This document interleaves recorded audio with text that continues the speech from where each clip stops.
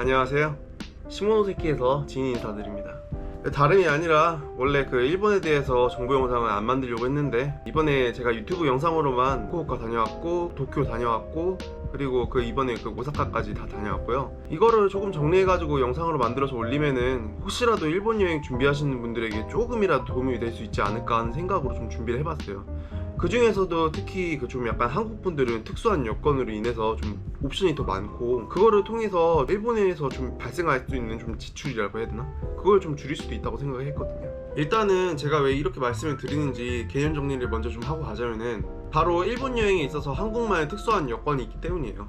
저희가 방일 외국인 중에서 1위라는 거 알고 계신가요? 요즘 SS도 많이 성업을 하고 있고 하니까 한국 분들은 이걸 잘 이용해가지고 일본을 여행하시면 되게 좋겠더라고요. 그러니까 이게 어떤 면에서 좋으냐면은 바로 일본 특유의 비싼 숙박비와 교통비 때문입니다. 근데 제가 방금 전 한국은 일본을 여행하기에 되게 특수한 여건을 가지고 있다고 말씀을 드렸잖아요. 저는 그 점을 이용하면은 일본 여행을 좀 더 효율적으로 할 수 있다고 생각하고 이번 컨텐츠를 준비해봤어요. 이게 뭐 거창한 거 아니고 그냥 들으시면 되게 좀 원론적인 얘기인 것 같기도 해요. 근데 그럼에도 불구하고 이번에는 제목이 일본을 효율적으로 여행하는 거잖아요. 그러니까 좀 약간 저는 그거에 기반해가지고 말씀을 드립니다. 일단 제가 첫 번째로 추천하고 싶은 여행 스타일은 지역 전문가, 기간은 되도록 일주일 이내로 잡으세요. 그리고 그 지역만 집중적으로 파는 거예요. 그러니까 이거는 좀 원론적인 얘기인데, 저야 뭐 유튜버니까 어쩔 수 없이 도시를 좀 많이 바꿔 다니고 그랬는데, 결국에 여행 경비를 가장 효율적으로 쓸 수 있는 방법은 간단해요. 그러니까 도쿄를 여행하기로 했으면 도쿄만, 간사이만 여행하기로 했으면 간사이 쪽만, 그리고 후쿠오카를 여행하기로 했으면은, 근데 후쿠오카는 딱 후쿠오카만 여행하는 게 아니라 거기서 또 어딘가로 가잖아요. 예를 들어서 유인이라든지 아니면 구마모토라든지 아니면은 뭐 나가사키 뭐 그런 데 가시잖아요. 그러니까 여기서 또 후쿠오카는 후쿠오카만 가는 게 아니라 동쪽, 서쪽, 남쪽 다 갈린단 말이에요.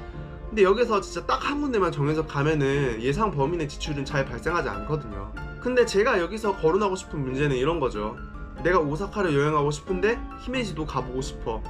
내가 후쿠오카를 여행하는데 나가사키를 가기로 이미 결정했어요. 그리고 숙소도 이미 잡았어요. 근데 기타큐슈도 가보고 싶어. 그러니까 이렇게 여객권으로 가기 시작하면은 교통비 지출이 크게 발생할 수밖에 없는 거죠. 근데 여기서 또 그 시간이 지체돼가지고 저녁 이후에 좀 약간 여행을 한다? 그러면은 거기서 타임로스도 좀 많이 발생할 수밖에 없고 좀 여러모로 손해가 막심해요. 그러니까 요점은, 만약에 여러분들이 어느 한 지역에 관심이 있어가지고 여행을 결심했다면은, 저처럼 아예 횡단을 하는 게 아니라면, 그리고 웬만큼 가고 싶은 마음이 없다면은 여객권을 벗어나지 않는 게 추가적인 교통비 발생을 좀 약간 많이 없앨 수 있습니다. 두 번째 추천 여행 스타일, 미식가. 기본적으로 방법론은 비슷해요. 그러니까 한 도시에 가가지고 기간을 길게 설정하면은 그나마 거기서 할인이 조금 들어가거든요. 그러니까 이리저리 관광하고 돌아다니는 것보다는 좀 약간 이미 어느 정도 대도시에는 좀 좋은 레스토랑이 되게 많잖아요. 그래가지고 시외로 가는 교통비는 최소화시키고, 그리고 정말 맛집이나 분위기 좋은 카페들 찾아다니면서 유유자적 시간을 보내는 거죠. 이것도 처음 들을 때는 그렇게 여행하면 좀 아깝지 않을까 생각을 좀 했었는데 막상 해보니까 좋더라고요. 이거는 특히 일본 여행 경험이 이미 많으신 분들이나 아니면은 좀 약간 여성분들에게 추천드리고 싶은 방식이에요. 세 번째 추천 여행 스타일, 밤도깨비. 이거는 제가 이거 언급하기 전에도 하고 계신 분들이 꽤 많으실 거라고 생각을 하거든요. 그러니까 주말 시간에 이용하거나 아예 당일치기 여행을 하는 거죠. 근데 이런 방식을 처음 들어보시는 분들은 그게 무슨 소리냐 하시는 분들도 있을 것 같은데, 하지만 일본의 비싼 숙박비를 고려해 봤을 때 그 직장인 분들께는 의외로 해볼 만한 선택일 수도 있어요. 근데 제 개인적으로는 후쿠오카처럼 공항이 아주 가까이 있지 않은 이상 오사카나 도쿄 뭐 그런 데는 공항이 진짜 저 멀리 있거든요. 그래가지고 좀 유의를 하실 필요가 있고, 대신에 후쿠오카 같은 경우는 먹거리 같은 건 좀 괜찮은데 아무래도 볼만한 컨텐츠가 많이 좀 부족한 편이죠.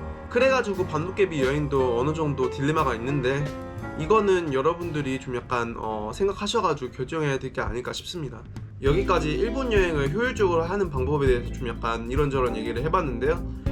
제가 드린 말씀이 여러분들이 여행을 준비하시는데 조금이라도 도움이 됐었으면 좋겠고, 그러면 이만 시모노세키에서 진이 인사드렸습니다.